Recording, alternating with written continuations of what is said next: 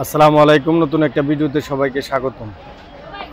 আজ 12ই জুন 2024 আমি আবার চলে আসলাম গাবতলী গরুর হাটে। গাবতলী গরুর হাটে ঢোকার পর সবার মতো আমারও কৌতূহল জাগে উট দেখার জন্য। যদিও এর আগেও আমি উটের ভিডিও করছি, তারপরেও আবারও উটের কাছে চলে আসলাম। আসলে উটের চারপাশে খেয়াল করে দেখুন, প্রচুর পরিমাণে মানুষের ভিড়। এই মানুষের মধ্যে খুঁজলে একজনও আপনারা কাস্টমার পাবেন না। সবাই এখানে কৌতূহলবশত এই উটগুলি দেখতে আসে। আসলে কথা একটু তিতা হলো, কিন্তু কথা সত্যি। এই উটগুলি শারীরিকভাবে খুবই অসুস্থ।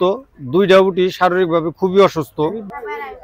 উট দুইটা এতটাই অসুস্থ যে ঠিক মতো ওরা বেশিক্ষণ দাঁড়ায় থাকতে পারে না, বেশিরভাগ সময় ওরা শুয়ে থাকে এবং বয়সের বারে ওরা অনেকটা নুয়ে পড়েছে। অরিজিনালি এই উট দুইটা রিজেক্ট উট।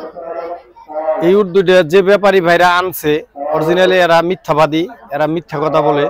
এই উট দুইটা তারা বলে পাকিস্তান থেকে আমদানি করছে। আসলে এটা টোটালি একটা মিথ্যা ডাহা কথা। এই উট মূলত ভারতের বিভিন্ন রাজ্যে লালন পালন করে, বিশেষ করে রাজস্থানে প্রচুর পরিমাণে উট পাওয়া যায়। এখান থেকে এরা সীমান্ত দিয়ে পার করে এই রিজেক্ট উট দুইটা নিয়ে আসছে।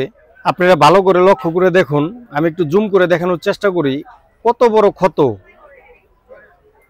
এক প্রকার এদের দেহ পচে গেছে গা। এই যে এখানে দেখুন গা হয়ে গেছে গা। এই যে এই উটটার উপর দিকে তাকায় দেখেন, এই যে এখানে মাছি লেগে আছে, শরীর ভরা ঘা পচা। কুরবানি দেওয়ার সময় একটা কথা সবাই মনে রাখবেন, সুস্থ সবল, সেটা ছাগল হতে পারে, ভেড়া হতে পারে, উট হতে পারে, গরু হতে পারে, যে কোনো পশু হতে পারে, সুস্থ সবল ছাড়া কোনো পশু কুরবানি দেওয়া জায়েজ না। এটা কুরবানি হবে না। আপনারা এটা মাংস খেতে পারবেন, এটা জবাই দিতে পারবেন, কিন্তু কুরবানি হিসেবে গণ্য হবে না। এটা কুরবানি দিতে হলে একটা সুস্থ সবল পশু কুরবানি দিতে হবে, যদি আল্লাহকে রাজি খুশি করানোর জন্য কুরবানি দিতে চান।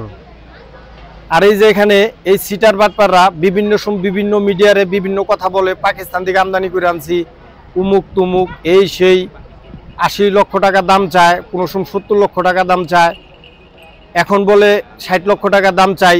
দাম হয়েছে একটার 19 লক্ষ টাকা, একটার 26 লক্ষ টাকা। টোটালি এগুলি ভুয়া। আসলে এই উট দুইটা টোটালি অসুস্থ উট। আর আমাদের মতো কিছু মিডিয়া আছে, ইউটিউব চ্যানেল, যারা নাকি ভিউ বাড়ানোর জন্য বিভিন্ন মিথ্যা কথা প্রচার করে, এবং কিছু লাল সাংবাদিক আছে জাতীয় পর্যায়ের, তারাও ভিউ বাড়ানোর জন্য মিথ্যা কথাই প্রচার করে, আসল কথাটা কেউ বলে না। আসলে এই দুইটা উট কুরবানি দেওয়ার উপযুক্ত না, আমি এটা দায়িত্ব নিয়ে বলতে পারি। এবং আমি এই 10 দিনে 3 বার গাবতলী হাটে গেছি, 3 দিন পর্যবেক্ষণ করছি এই উট দুইটা। আসলে উট দুইটা খুবই অসুস্থ এবং রিজেক্ট। এই ধরনের ব্যবসায়ীরা সবসময় চিন্তা করে তাদের কিভাবে বেশি টাকা মুনাফা করা যাবে।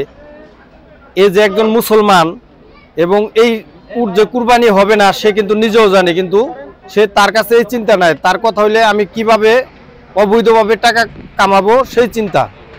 তাই আমি সবার কাছে অনুরোধ করব, এই ধরনের অবৈধ ব্যবসায়ীদের শায়েস্তা করার জন্য এই উট দুইটা আপনারা সবাই বর্জন করুন। এই উট দুইটা ঈদের মধ্যে কেউ ক্রয় করবেন না। অরিজিনালি এই উট দুইটা রিজেক্ট এবং অসুস্থ উট। এই দুইটা উট কখনই কুরবানি হিসেবে গণ্য হবে না। এটা আমি দায়িত্ব নিয়ে আবারও বললাম। ভিডিওটি ভালো লাগলে দয়া করে আমার চ্যানেলটি সাবস্ক্রাইব করবেন। পৃথিবীর যে যেখান থেকে আমার এই ভিডিওটি দেখলেন, সবার প্রতি আন্তরিক ভালোবাসা এবং শুভকামনা জানিয়ে গাবতলী পশুর হাট থেকে আজকের মতো বিদায় নিলাম। আসসালামু আলাইকুম ওয়া রাহমাতুল্লাহ।